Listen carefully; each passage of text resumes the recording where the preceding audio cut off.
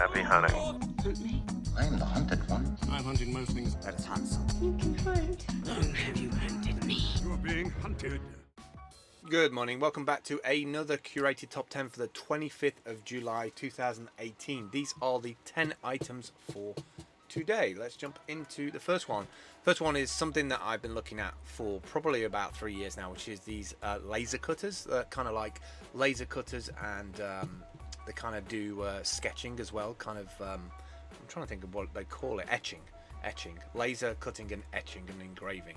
And I've been waiting for a particular laser cutter to come out called the Glow Forge. Jesus, I got there in the end. And it looks like finally other things are hitting the market.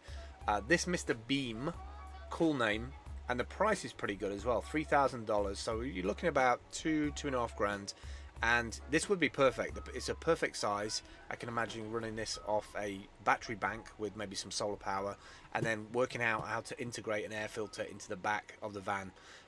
Maybe put this up on Upwork or Fiverr even, and then do things in plywood, cardboard, fabric, felt, paper. I mean, literally you could make something new every week. And I think this would be amazing with kids as well, because kids would love to take their creativity of their design, bring it into some software, and then actually physically see it built. It would just be amazing.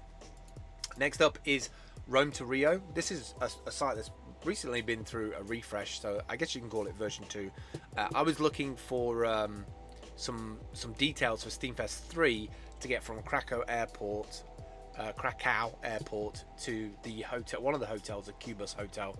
And why this is so good is it not only breaks down the different routes to get there, but it will give you like train cost, the bus cost, the taxi to drive there, rideshare, Uber. Like, it's really, really detailed, and it helps you every step of the way. It's a little bit more advanced than your average kind of like maps tool. This has been around for a while, like I said, but version 2 of it is really, really nice. Next up is Chingu. I don't know about this. Chingu, code more, learn more, build more, apply. It's a bit random. Chingu.io. The process is you apply to your adventure starts the moment you decide to join a team, so a bunch of people who are eager to learn something, and then decide on a project and build it. Practical, critical team workflow, succeed, get a job, keep building, or do both.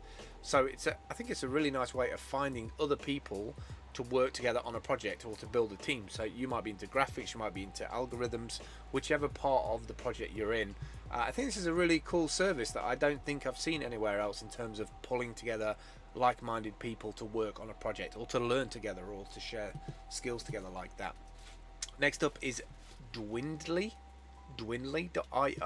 Shorten URLs and earn money. So this is earn money the smart way. Get paid for every person that views links that you have created. Now there's a bunch of like services out there that do similar things to this, but it seems that this one also pays out in cryptocurrency. So as far as I could tell on the HUNTZ, it said that it pays out as Ethereum or Bitcoin. So that's kind of cool, because if you're somebody who's putting out a lot of content, maybe you're doing Fortnite videos, doing streaming on YouTube, being able to use short links in your stream, being able to say to people, go to Dwindly. Whatever the URL is, having those really short links and getting paid every time that, you know, some of those thousands of people go and click on it to watch your latest video. That's an additional plus to getting your AdSense from YouTube. So that's kind of nice. Next up is the Pipistrel aircraft, the Freedom of Flight, the Alpha Electro. What a name. The Alpha Electro, new 2-seater electric trainer, the greenest way of learning to fly. Performance of the Electro 2-seater is tailored to the needs of flight schools. Short takeoff distance, powerful 1000 plus FPM climb. I've never heard of FPM before. And endurance of 1 hour plus reserve. Optimized for traffic pattern operations where 13% of energy is recuperated on every approach. Wow, so it's got like one of those kind of regenerative braking, but for the sky. Never heard of anything like that before. It's kind of cool. This is going to be obviously massive in the years to come. Everything's going to go electric powered. The world's going to be a quieter place if you think about it. I don't even know that planes are landing anymore.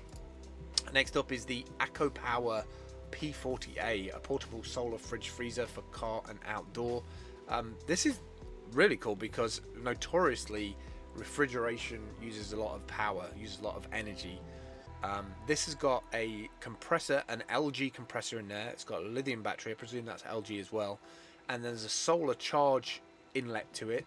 So you can 173 watt built-in lithium battery, so you can stay off grid and basically keep things cool. It's got a solar charge anywhere between 12 and 40 volts, or you can run it 12, 24 volts DC or 120 volts direct. And it's portable and easy to move. Solar powered, only 45 watts of consumption of DC or AC powered, and it's fluoride free.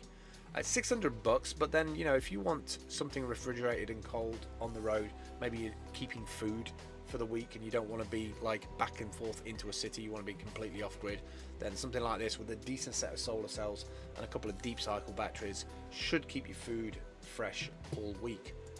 Next up is Opener. Can't wait to put this one up. This is one I put up yesterday. The future of transportation. You have to watch the videos to this.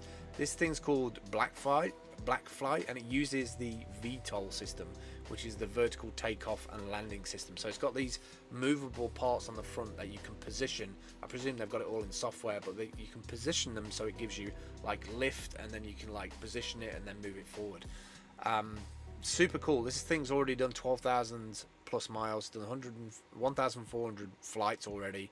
The technology obviously is a little bit like drone technology, apart from the put in the extra work in terms of redundancy, propulsion. They've got isolated battery packs, like redundancy on your battery packs just in case any of those fall over. They've got fault tolerant pairing of the actual Avalons, the actual things that are moving. Triple modular redundant controls, so if the controls like break manually, I presume there's like a whole system there. Auto land feature and return to home as well, and I believe you can geofence it as well, so you can't leave from outside of a certain area. That's kind of cool. All electric, takeoff landing assist, position hold, cruise control, and if you scroll down to the very bottom, you can see that it folds up to trailer size, and you can even have this under like a solar carport and supercharge it up for like 80% charge in 25 minutes. Like, super cool little piece of transportation. Next up is Framer X, interactive design for everyone. So Framer was already listed on the website, but Framer X is the next iteration version of that.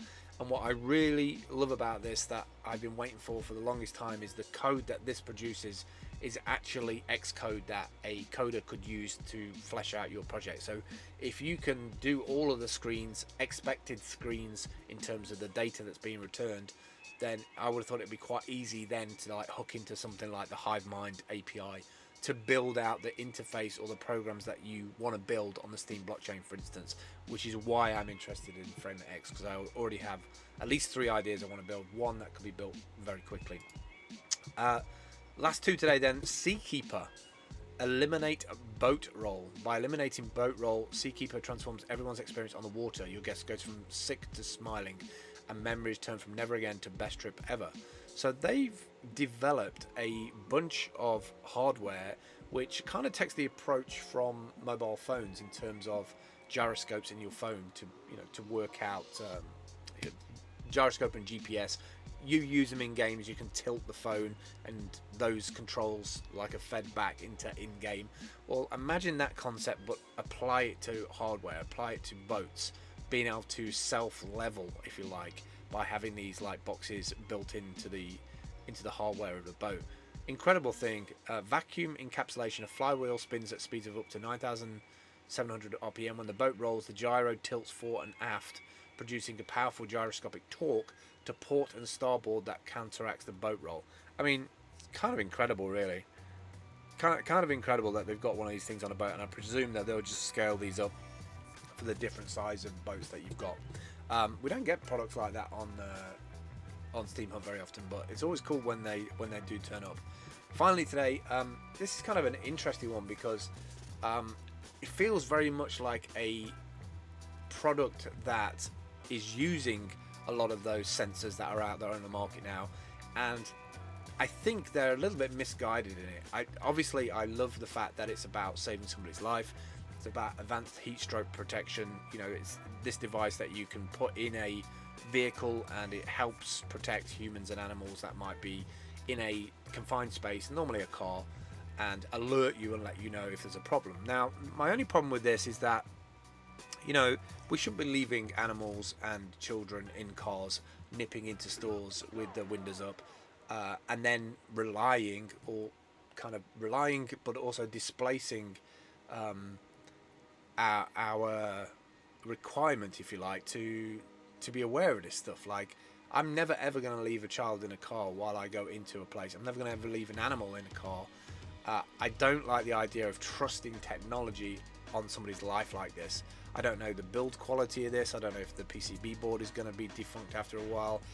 The notifications might not work. I think it would add insult to injury if I put my reliance on this piece of hardware when I can alleviate the existence of this product altogether by just not leaving the dog in the car or leaving a person in the car. So I'm not sure. Sometimes when I see technology on Steam Hunt, I do wonder if it's a technology looking for a problem. It's definitely something that happens in life, but I don't know if we should just layer up technology for the sake of technology, because I mean, they'll probably produce 10,000 of these units and sell them, and I'm sure at some point we'll hear a news story of the fact that it didn't work, and then the company will get sued because it didn't deliver on its expectation. I don't know. I think just make it easier on yourself. Just take your children, take your animals in with you, or at least put them outside somewhere under shade. Not the kids, obviously, the dogs.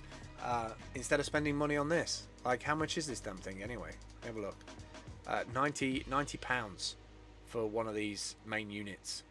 I mean, it's £100 best spent somewhere else, I think. That's it for me today. If you've come across this via DLive or DTube or some other decentralized platform, this is what the website looks like as of July 2018. All the products are listed on the right hand side. If you click through, they appear on the left. Clicking the button takes you through to the URL.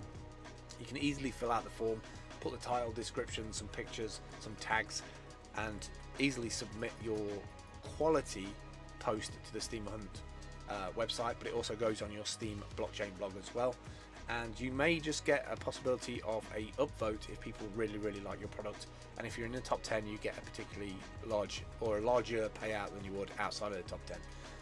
That's it for me today. I will catch up with you tomorrow. Thanks for watching. See you soon. Bye bye.